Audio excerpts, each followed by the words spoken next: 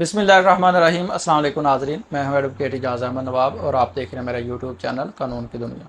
नाजरीन, आज हमारे चीफ जस्टिस ऑफ पाकिस्तान, इंसाफ के जो सबसे बड़ा इदारा है, उसके सरबराह ने एक तकरीब से ख़िताब किया और उस तकरीब में वो टिप्स दे रहे थे आबादी को कंट्रोल करने के, कि आबादी को कंट्रोल तालीम देकर, शऊर देकर किया जा सकता है। वैसे तो कोई और काफ़ी इसमें और भी चीज़ें हैं आबादी को कंट्रोल करने के लिए। एक जो बुनियादी सेहत बहबूद आबादी इदारा फलाई बनाया गया, वो भी उसका तो बेसिक काम ही है, बल्कि यही है। ये जो लेडी हेल्थ वर्कर्स होती हैं, उनका तो बेसिक काम ही यही है। अच्छा, अब हम आते हैं इंसाफ की तरफ। इस क्लिप में जो मैं आपको बताना चाहता हूँ, थोड़ा सा मुझे लगा जब ये मैंने क्लिप देखा और फिर जनरल परवेज़ मुशर्रफ साहब का जो फोत हो गए हैं, उनका केस लगा, तो मुझे मेरे जहन ने क्लिक किया कि यार हमारा इंसाफ, हमारा जस्टिस सिस्टम।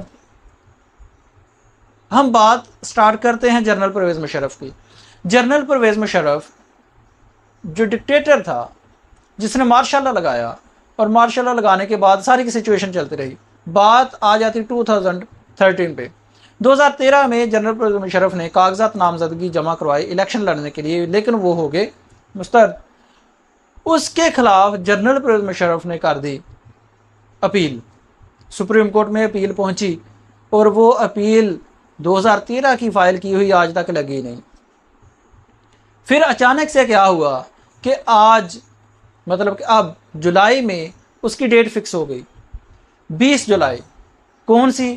कि जो मुशर्रफ ने अपील की थी 2013 में, वो आज 10 साल के बाद लगी है। और अफसोस की बात यह है कि वो जो पिटिशनर था, जो इंसाफ लेने आया था, जो कानून की बालादस्ती के लिए सुप्रीम कोर्ट के पास पहुंचा था, उसको फोत हुए 5 मंथ हो गए। एक तो ये वाकया था। अब हम रीसेंट एग्जांपल लेते हैं पाकिस्तान के जस्टिस सिस्टम की। रीसेंट एग्जांपल की ये है कि चीफ जस्टिस साहब ने ऑर्डर किया कि इलेक्शन करवाओ, नहीं हुआ। दोबारा से ऑर्डर किया कि चलें ठीक है, आपने नहीं करवाया, अब 14 मई को इलेक्शन करवाए।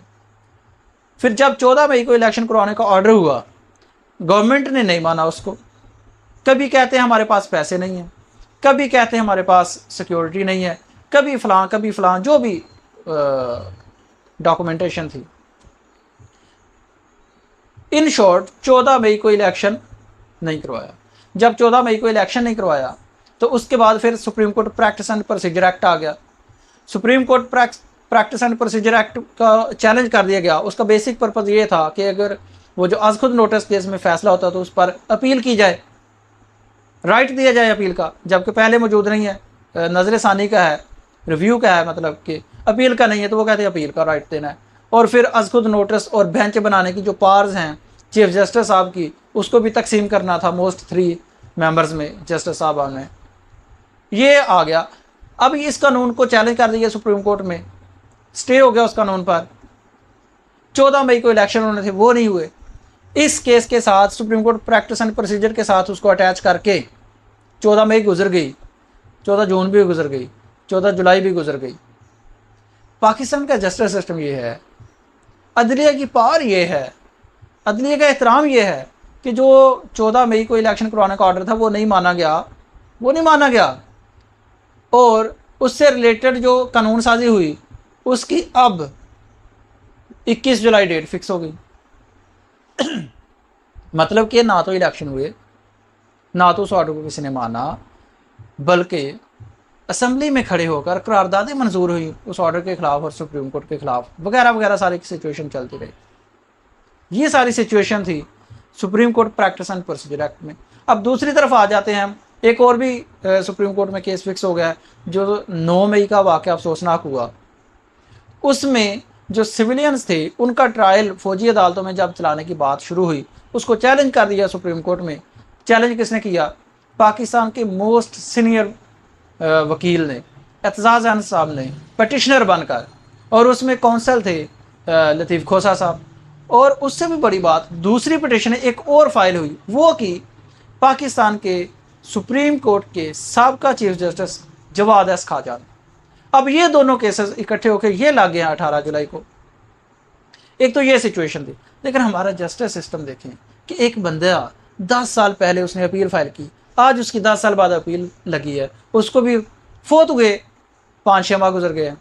और वो अपील क्या थी कि भाई 2013 में इलेक्शन हो रहे हैं, कब 2013 में इलेक्शन हो रहे हैं, तो मेरी वो जो 2013 में इलेक्शन हो रहे हैं, मेरे कागजात नामजदगी मुस्तरद हुए हैं, तो वो देखिए मैं इलेक्शन लड़ना चाहता हूँ।